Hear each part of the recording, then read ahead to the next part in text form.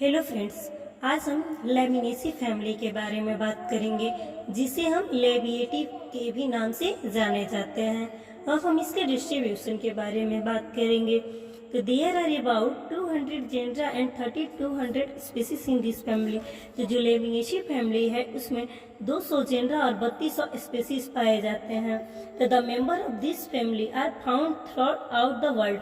और जो लेमिनेसी फैमिली है वो हमारे वर्ल्ड में हर जगह पाए जाते हैं। इन आवर कंट्री, हमारे कंट्री में इस फैमिली का सेवरल स्पेसीज पाए जाते हैं, जैसे ओसिमम। ओसिमम का मतलब होता है तुलसी, जो हर जगह पाए जाते हैं। उसके बाद से आता है मिंथा। जो मिंथा है इसका मतलब हुआ पुदीना। फिर ल्यूकास, पोलियस, ये हमारे इंडिया में पाए जाते हैं। अब हम इसके हैबिट के बारे में बात करेंगे। Majority of plant of this family are annual और पेरिनियल हर्ब। मेजॉरिटी ऑफ इस फैमिली के हिसाब से जो प्लांट होता है वो एनुअल और पेरिनियल हर्ब होता है। एनुअल और पेरिनियल हर्ब का मतलब होता है कि एक वर्षीय और बहुवर्षीय हर्ब है। हर्ब का मतलब होता है कि जो इसका स्टेम है वो बहुत ही वीक होगा।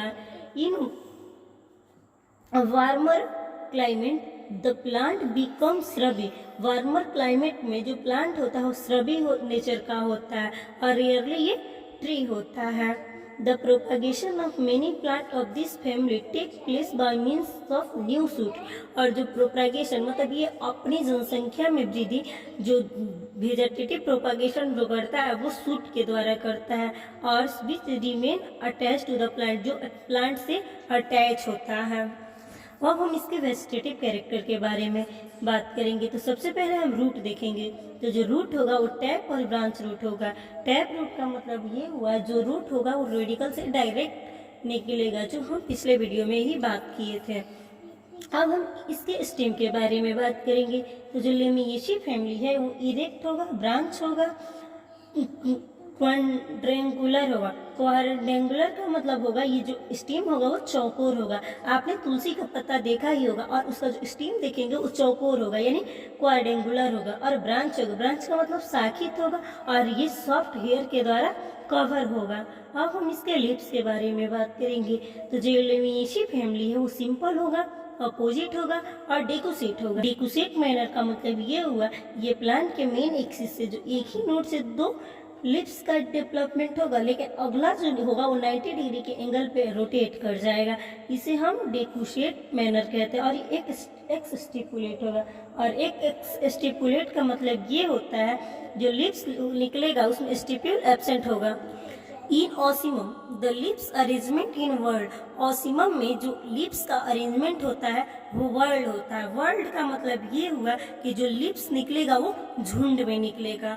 और ओसिमम का मतलब होता है तुलसी। तुलसी में आप लोग ने देखा ही होगा जो लिप्स निकलता है वो वर्ल्ड में निकलता है। All the part of the plant such as stem and leaf and inflorescence more or less hairy glabrous hair which secrete characteristic scent of genus of species। Means इसका मतलब ये हुआ जो तुलसी का पौधा है उसमें हर जगह सेंटेड ऑयल ग्लैंड्स पाए जाते हैं। अब हम इसके इन्फ्लोरेसेंस के बारे में बात करेंगे। तो the characteristic inflorescence of this family is verticillaster. तो जो इसका मेन कैरेक्टरिस्टिक फीचर है इस फैमिली का, किसका, लेमिनेसी फैमिली का, कि इसमें वर्टिसिलास्टर इन्फ्लोरेसेंस पाए जाते हैं। और जो वर्टिसिलास्टर इन्फ्लोरेसेंस है ये स्पेशल टाइप का इन्फ्लोरेसेंस है। जैसे हम लोग देखा था जो साइमोस टाइप का इन्फ्लोरेसेंस था, इसके फ्लोरल एक्सिस पे फ्लावर का डेवलपमेंट हो जाना था, और ये डाइकेजियल साइन बियर करता है। डाइकेजियल जैसे साइन बियर करता है वैसे ही वर्टिसिलास्टर भी है कि यहाँ से एक दोनों तरफ क्या हुआ, ब्रांचेस का डेवलपमेंट हुआ। और ये हेलिक्वाइड के फॉर्म में, दोनों हेलिक्वाइड के फॉर्म में क्या होता है कि जो फ्लावर का डेवलपमेंट होता है, तो वर्टिसिलास्टर में भी यही होता है कि दोनों तरफ फ्लावर का डेवलपमेंट होना स्टार्ट हो जाता है। इससे हम वर्टिसिलास्टर इन्फ्लोरेसेंस कहते हैं। और in this type of inflorescence whorl of flower develop. और इसमें वर्ल ऑफ फ्लावर का, और इस प्लांट में जो वर्ल ऑफ फ्लावर का जो डेवलपमेंट होता है, मीन्स इसका जो नोड है यहाँ से वर्ल ऑफ फ्लावर का डेवलपमेंट होगा, मीन्स झुंड में फ्लावर का डेवलपमेंट होता है। जैसे हमने पहले ही बताया था जो डाइकेजियल साइन होता है उसी तरह ये भी बिहेव करता है। अब हम इसके फ्लावर के बारे में बात करेंगे। तो जो फ्लावर होगा वो हर्माफ्रोडाइट होगा, मीन्स बाइसेक्सुअल होगा, जाइगोमॉर्फिक होगा, एक्टिनोमॉर्फिक होगा। एक्टिनोमॉर्फिक का मतलब हमने बताया ही था कि इसको दो बराबर भागों में काटने के लिए बहुत सारा पॉइंट होता है, जैसे मेन था। और ये कंप्लीट होता है। कंप्लीट का मतलब ये हुआ फ्लावर का चारों पार्ट प्रेजेंट हो, और ये हाइपोगाइनस होगा। हाइपोगाइनस का मतलब ये हुआ ओवरी सुपीरियर होगा। अब हम इसके कैलिक्स के बारे में बात करेंगे। तो जो कैलिक्स में जो सेपल होता है, सेपल की संख्या 5 होती है और ये गैमोसेप्लस होती है।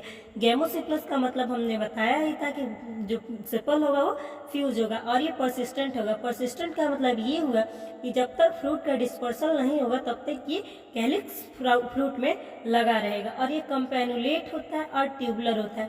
कंपेनुलेट और ट्यूबुलर का मतलब ये हुआ जो कैलिक्स का शेप होगा ये ट्यूब लाइक होगा और सम टाइम ये बाइलेबिएट होगा। और ये बाइलेबिएट का मतलब ये हुआ कि यदि 4 कैलिक्स होगा तो 2 बड़ा होगा और 2 छोटा होगा। इसका मतलब क्या हुआ, बाइलेबिएट होगा। अब हम कोरोला के बारे में बात करेंगे। कोरोला में सेपल की संख्या कोरोला में पेटल की संख्या 5 होती है और ये भी गैमोपेटलस होता है। गैमोपेटलस का मतलब ये हुआ कि जो पेटल होगा वो फ्यूज होगा और ये ट्यूबुलर होगा और बाइलेबिएट होगा। ट्यूबुलर का मतलब हमने बताया ही था कि जैसे कैलिक्स में होगा वैसे ही कोरोला में भी होगा। और जो arrangement of the upper and lower tip of the limb is as below.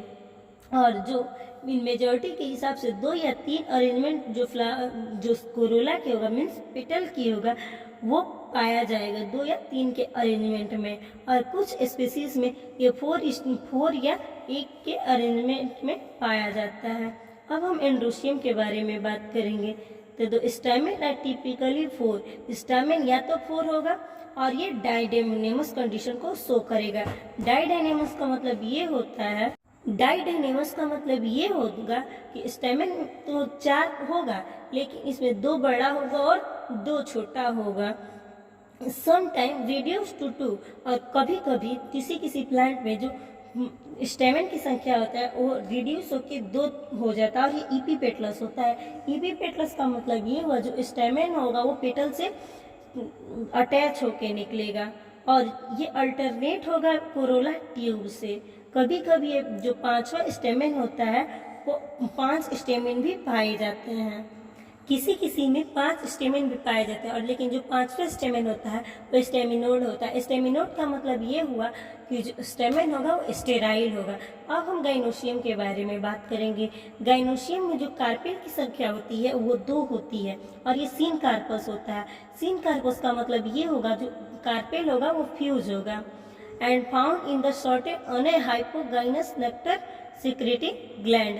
और इसमें नेक्टर सिक्रेटिंग ग्लैंड भी पाए जाते हैं। और जो स्टाइल है वो गाइनोबेसिक स्टाइल पाया जाता है। और गाइनोबेसिक स्टाइल का मतलब ये हुआ कि जो स्टाइल का जो डेवलपमेंट होगा वो बेस मतलब क्या होता है गाइनोशियम के नीचे से निकलेगा। Means the style arrive from the base of ovary. जब ओवरी के बेस से स्टाइल का डेवलपमेंट होगा उसे हम गाइनोबेसिक स्टाइल कहते हैं। अब हम फ्रूट के बारे में बात करेंगे। तो जो फ्रूट होगा वो नटलेट होगा और ये परसिस्टेंट कैलिक्स होगा। परसिस्टेंट कैलिक्स का मतलब ये हुआ कि जो फ्रूट का जब तक डिस्पर्सल नहीं होगा तब तक ये नहीं हटेगा। और सीड जो होगा वो एक्स एल्ब्यूमिनस होगा और पॉलिनेशन इसमें एंटेमोफिलस होगा। अब इसके फ्लोरल फार्मूला के बारे में बात करेंगे। तो हमने देखा ही था कि जो फ्लावर था वो जाइगोमॉर्फिक था, तो हम जाइगोमॉर्फिक का साइन लगाएंगे। और कैलिक्स एक 1+4 के अरेंजमेंट में होगा और कोरोला भी 4+1 के अरेंजमेंट में होगा और दोनों क्या होगा फ्यूज होगा, तो हम इसे कोस्ट में कर देंगे। उसके बाद एंड्रोशियम में हमने देखा ही था कि डाइडेनेमस कंडीशन को शो कर रहा था, मतलब 2 बड़ा और 2 छोटा, और ये क्या था फ्यूज था, तो इसे हम कोस्ट में कर देंगे। और जो स्टामेन था वो ईपीपेटलस था, तो इसे हम सी से जोड़ देंगे। और गाइनोशियम की संख्या 2 होगी और ये सुपीरियर ओवरी पाया जाएगा और इससे इनकार्पस होगा, इसीलिए हम इसे कोस्ट। अब हम लेमिएसी फैमिली के इकोनॉमिक इम्पोर्टेंट के बारे में बात करेंगे। तो सबसे पहले हम कोलियस स्पीसीज के बारे में बात करेंगे।